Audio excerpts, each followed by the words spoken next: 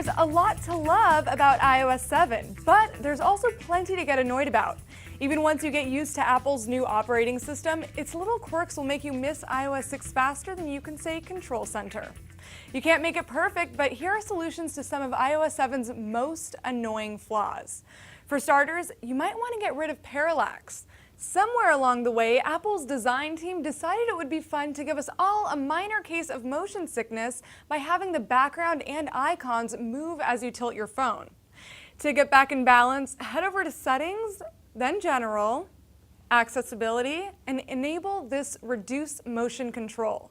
Now everything will stay in its place.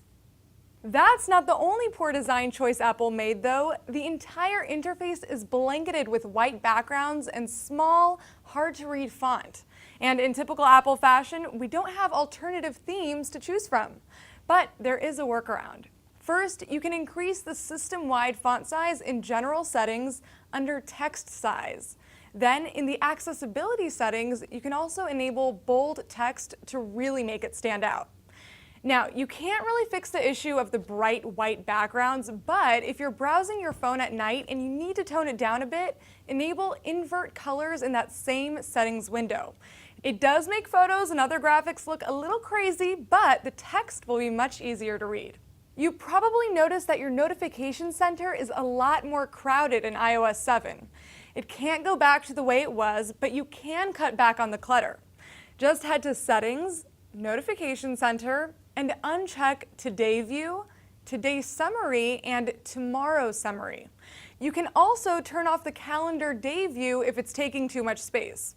Now, when you swipe down from the top, you'll see only the things that matter most to you.